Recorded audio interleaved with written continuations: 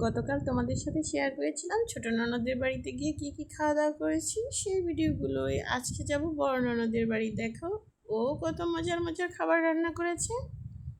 Hello guys, আসসালামু আলাইকুম। কেমন আছো তোমরা সবাই?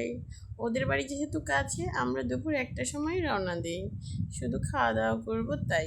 নূরের বাবা আবার এই সময় যেতেই খুবই পছন্দ করে। একটু আগে আগে যাওয়া ওর কপালে জুটেই না, তাই ও দেরি করেই বের হয়। কোথাও গিয়ে 10টা মিনিট বসবো সেই সময়টুকুও পাই না, যাওয়া আর খাওয়া। দেখো নূরবুড়ি কতটুকু খুশি। নূরবুড়ি বড় ফুপির বাড়িতে যাওয়ার সময় যেমন খুশি হয়, ছোট ফুপির বাড়িতে যাওয়ার সময়ও ঠিক সেরকমই খুশি হয়। একজনের সাথে একটু বন্ধুত্বের ভাব আছে, আরেকজনের সাথে শুধু খুনসুটি আর মারামারি।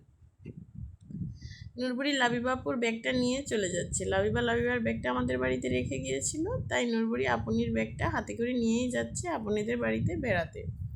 এই তো টুকটুক টুকটুক করতে করতে আমরা চলে আসলাম লাবিবাদের বাড়িতে।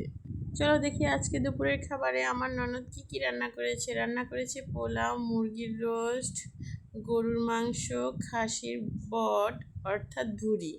এই জিনিসটা আমার খুবই পছন্দের। আর রান্না করেছে তোমাদের ভাইয়ার পছন্দের চিংড়ি মাছ। সাথে আছে সাদা ভাত আর শসার সালাদ। আমার দুই ননদের বাড়িতে দাওয়াত খেতে আমার খুবই ভালো লাগে, কারণ ওদের দুইজনের হাতের রান্নাই খুবই মজাদার। খাওয়া দাওয়া শেষ করে আমরা এক জায়গায় বেড়াতে যাব, তাই ওদের বাড়িতে আর বেশি দেরি করিনি। আজকের ভিডিও এই পর্যন্তই, দেখা হচ্ছে নেক্সট ভিডিওতে। আল্লাহ হাফেজ।